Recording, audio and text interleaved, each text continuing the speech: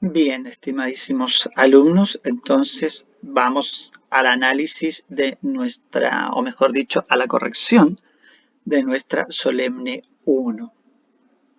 Aspectos tan sencillos como este a veces el alumno no logra percibirlos. Eh, Aquí hora de inicio 19 horas, hora de término 20:20. Por eso todas las pruebas que llegaron, eh, obviamente que después de la hora de prueba no fueron recepcionadas, ni menos aquellas que llegaron al día siguiente, ¿ya? Porque en el fondo para todos los efectos se entiende que no rindieron la solemne. Cualquier inconveniente siempre se les ha dicho que tiene que ser comunicado inmediatamente, ya sea a través de un correo electrónico, que es lo que menos falla, ¿ah? Eh, al profesor. Luego dije asunto UMC solemne sucesorio. Eso, señores, yo tengo por lo menos 400 pruebas que recibo. Si ustedes le colocan solemne, si ustedes le colocan UMC, con eso no me ayudan. Y la instrucción está bastante clara. Aquí dice UMC solemne sucesorio. ¿Ah? No entiendo por qué esa instrucción básica a veces no se cumple. Bueno, sigamos adelante. Casos. Primer caso. Juan, de nacionalidad peruana, trabaja en Chile, tiene residencia definitiva, encontrándose de vacaciones en Lima, debió decir, ¿eh? Falleció producto de un infarto. Juan era casado con Marcela, de nacionalidad brasileña, habiendo sido celebrado el enlace en la ciudad de Viña del Mar. Bueno, aquí claramente eh, había el elemento base para los efectos de el, aquí está el elemento apertura, ¿cierto? Y aquí está el elemento que decide la apertura, ¿no? De acuerdo al artículo 955, donde se abre la sucesión se abre donde el causante tuvo su último domicilio. De ahí entonces que la residencia definitiva era un elemento que podía ser un distractor, pero en ningún caso podía ser asimilado por el alumno a domicilio para estos efectos. ¿Ya? Eh, Así que la idea era que usted razonara que el artículo habla de domicilio y ese es el que se debe tomar en cuenta para los efectos de determinar la nacionalidad. O sea, determinar la apertura de la sucesión y qué ley rige la sucesión. ¿Mm? Entonces, si aquí le colocamos falso, para el caso 1, Marcela llevará en la herencia lo que señala la ley chilena, no, porque no tenía domicilio. Artículo 959, que en el fondo viene a ser que la sucesión se rige por la ley del lugar donde se produjo la muerte del causante y la sucesión en los bienes de una persona se abre al momento de su muerte en su último domicilio. Ahí tienen, yo le puse 959. Ahí sí, 955. Entonces está claro que efectivamente esa respuesta era entonces falsa.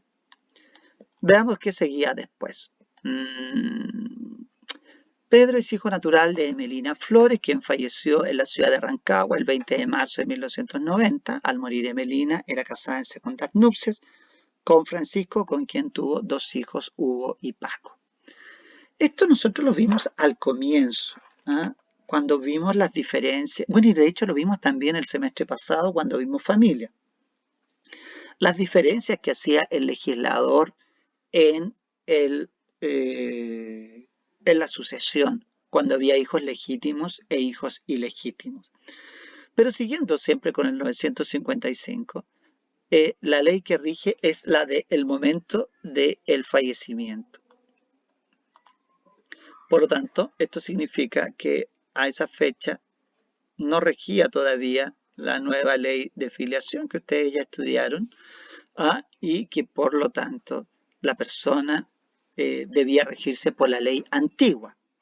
¿Qué significa la ley antigua? Que había una diferencia. El hijo natural lleva la mitad de lo que lleva un hijo legítimo. ¿Y qué dice acá? Para el caso 2, Paco y Hugo heredan en igual proporción que Pedro.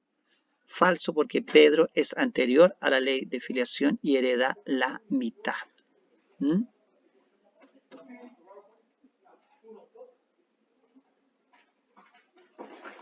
No es Pedro, es Pedro, se rige. Ahí sí. Pedro se rige por la anterior ley de filiación y hereda la mitad.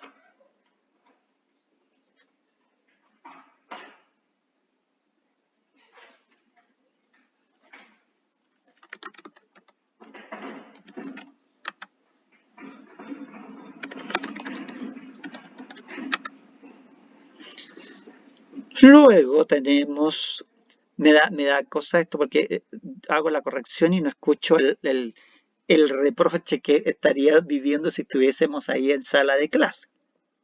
Porque fíjese, me puse nostálgico cuando corregimos algo y ustedes me dicen, no, profesor, es que esto era así, debió ser así. Y ahora corrijo de una manera dictadora. Yo digo nomás, no hay interacción aquí. Bien. La Fundación Ayuda al Alumno de Civil se ha presentado ante la sucesión de Jorge Gómez a fin de hacer efectiva una asignación hereditaria en virtud de la cual se le deja la suma de 50 millones de pesos, la cual requiere se le entregue para proceder a realizar las gestiones sociales y administrativas para obtener la personalidad jurídica. Aquí claramente estamos hablando de un caso de incapacidad, ¿cierto? Y por lo tanto, las incapacidades, como lo dice aquí en 963, son incapaces de toda herencia o legado, las cofradías, gremios o establecimientos cualquiera que no sean personas jurídicas.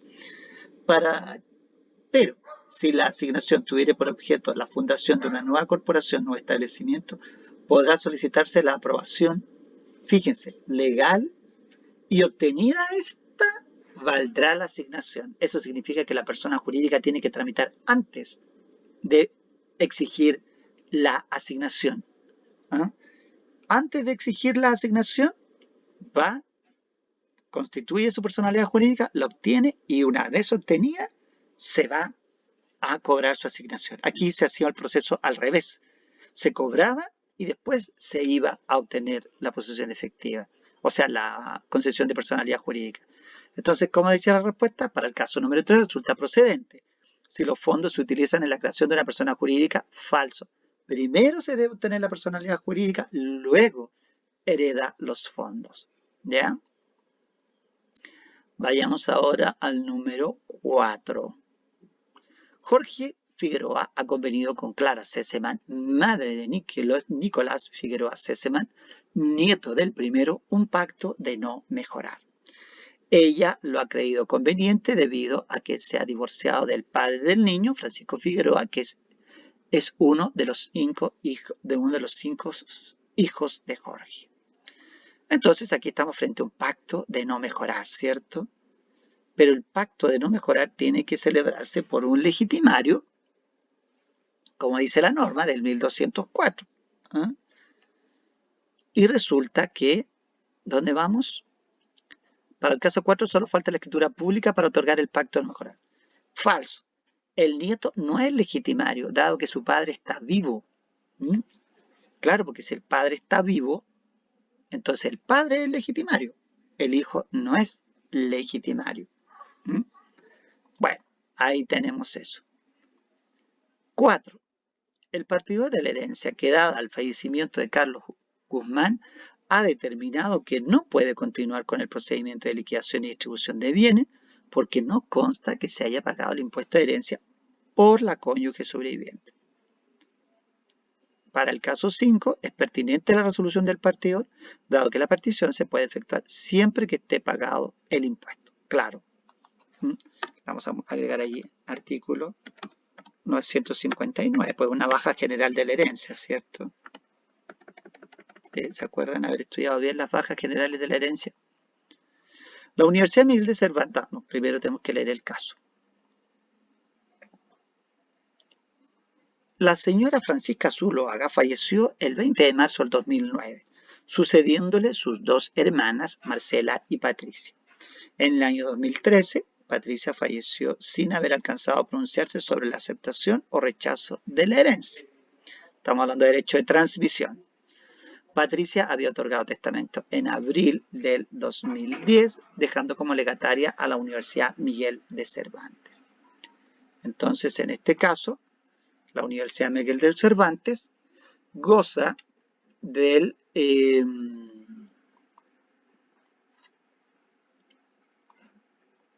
derecho de pronunciarse en cuanto a si acepta o no la herencia de la señora Francisca Zuloaga.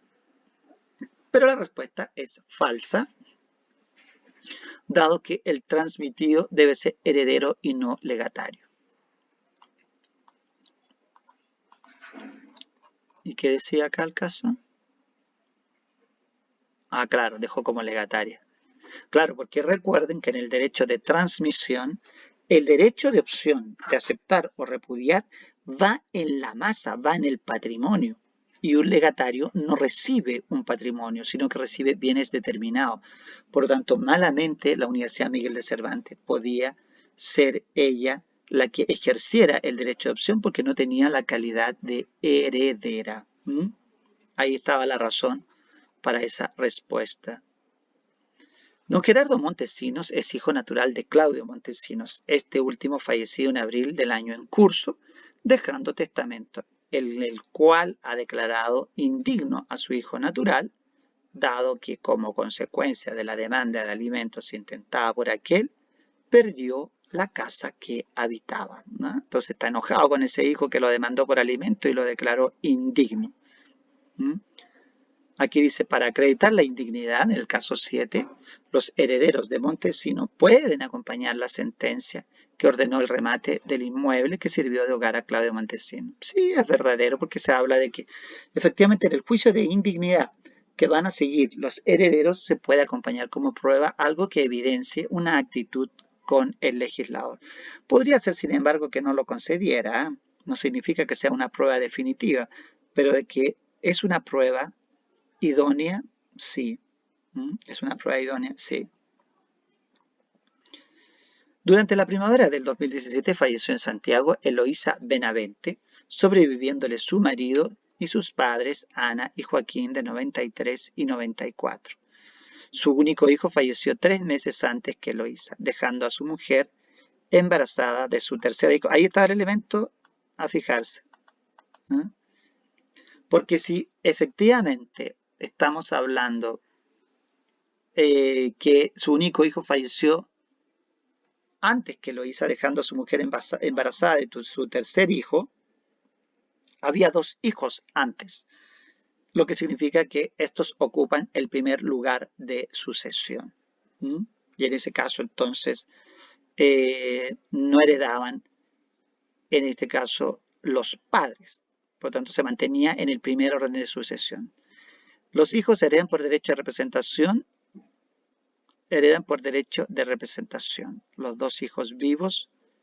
Heredan por derecho de representación los 2 hijos vivos, claro, coma. Y el cónyuge sobreviviente, primer orden. Claro, efectivamente, el primer orden, donde están los hijos, uno de los cuales ha fallecido, pero tenía hijos, entonces esos sí van. También podría heredar el hijo que está por nacer. Recuerden que en eso, si hereda y nace vivo, la asignación también vale. Bueno, estimados, me imagino que tendrán allí sus reclamos que solo puedo oír virtualmente en este instante. A pesar de todo, creo que el resultado fue muy bajo.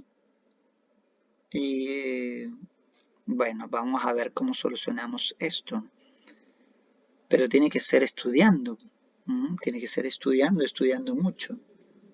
Así que yo creo que de aquí al próximo lunes vamos a hacer una prueba control para que mejoremos esta situación. Bien, pues eso sería todo por el día de hoy.